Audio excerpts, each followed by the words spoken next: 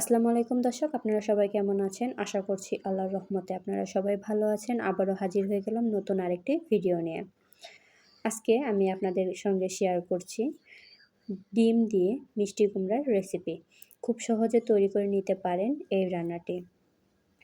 চলুন তাহলে কথা না বাড়িয়ে শুরু করা যাক মূল রেসিপিটা। এর জন্যই লাগবে মিষ্টি কুমড়া। প্রথমে মিষ্টি কুমড়াগুলোকে আমি কেটে নিচ্ছি। আপনারা যদি আমার চ্যানেলে নতুন হয়ে থাকেন প্লিজ চ্যানেলটি সাবস্ক্রাইব করে পাশেই থাকবেন। আর ভিডিওটি যদি কোথাও একটুখানি ভালো লাগে তাহলে ভিডিওতে একটি লাইক দিতে ভুলবেন না। দেখতে পাচ্ছেন মিষ্টি কুমড়াগুলো আমার কেটে নেওয়া হয়ে গিয়েছে। এগুলোকে ভালোভাবে ধুয়ে পরিষ্কার করে একটা সাইডে রেখে দিচ্ছি। চুলায় আগে থেকে একটি প্যান বসিয়ে নিয়েছিলাম। এখানে সামান্য পরিমাণ তেল দিয়ে নিয়েছি। আগে থেকে 2টা ডিম আমি ভেঙে নিয়েছিলাম।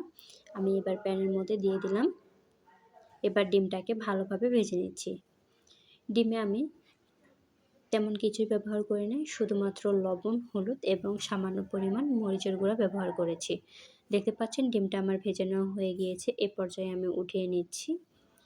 সেম প্যানে আবারও দিয়ে দিচ্ছি সামান্য পরিমাণ তেল, দিয়ে দিচ্ছি 1 চা চামচ পরিমাণ আস্ত জিরা, দিয়ে দিচ্ছি 1 মুঠ পরিমাণ পেঁয়াজ কুচি এবং 4টা কাঁচামরিচ আমি মাঝখান থেকে ফেলে দিয়েছি। এবার মরিচ এবং পেঁয়াজটাকে ভালোভাবে একটু ভেজে নিচ্ছি। আগে থেকে একটি হামানদিস্তায় 1 গোটা রসুন এবং হাফ ইঞ্চি আদা আমি থেতো করে নিয়েছি। এবার আদা রসুনটাও দিয়ে দিলাম। আমি কয়েক সেকেন্ড আদা রসুনটাকেও ভেজে নিচ্ছি। মশলাগুলো যাতে পুড়ে না যায় এর জন্য দিয়ে দিলাম সামান্য পরিমাণ পানি। এবার আমি এখানে এক এক করে মশলাগুলো দিয়ে দিব। প্রথমেই দিয়ে দিচ্ছি লবণ 1 চা চামচ পরিমাণ, হাফ চা চামচ পরিমাণ হলুদ গুঁড়া, হাফ চা চামচ পরিমাণ মরিচ গুঁড়া আর দিয়ে দিলাম হাফ চা চামচ পরিমাণ চিনি।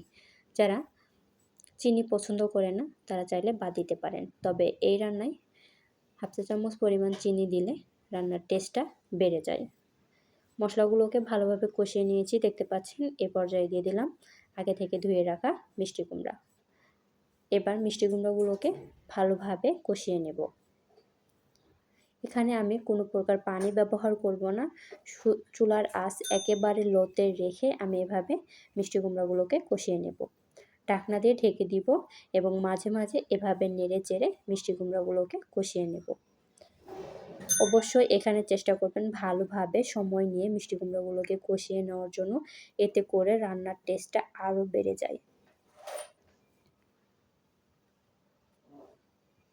দেখতে পাচ্ছেন আমার কষিয়ে নেওয়া হয়ে গিয়েছে। এই পর্যায়ে আমি দিয়ে দিব পানি। আমি এখানে দিয়ে দিলাম পরিমাণ মতো পানি, দিয়ে নেড়ে চেড়ে মিশিয়ে নিচ্ছি।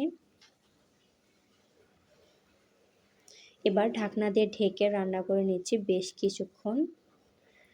দেখতে পাচ্ছেন পানিটা অনেকটাই শুকিয়ে এসেছে এবং মিষ্টি কুমড়াও কিন্তু সিদ্ধ হয়ে গিয়েছে। এই পর্যায়ে দিয়ে দিচ্ছি আগে থেকে ভেজে রাখা ডিম।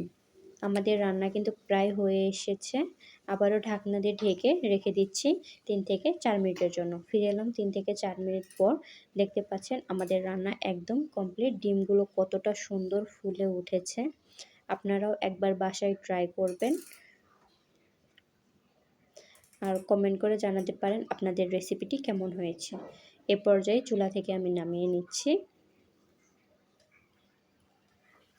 আজকের ভিডিও আপনাদের কাছে কেমন লেগেছে অবশ্যই কমেন্ট করে জানাবেন। আর ভিডিওটি যদি কোথাও একটুখানি ভালো লেগে থাকে তাহলে ভিডিওতে একটি লাইক দিতে ভুলবেন না। দেখতে পাচ্ছেন মাশাআল্লাহ কতটা পরিমাণ সুন্দর লাগছে। এই রান্নাটা দেখতে যেমন সুন্দর, খেতেও ভীষণ মজার। আপনারা অবশ্যই একবার বাসায় ট্রাই করবেন। আজকের ভিডিও এ পর্যন্তই। আবারও দেখা হবে পরবর্তী কোনো ভিডিওতে। এ পর্যন্ত আপনারা সবাই ভালো থাকবেন, সুস্থ থাকবেন। আল্লাহ হাফেজ।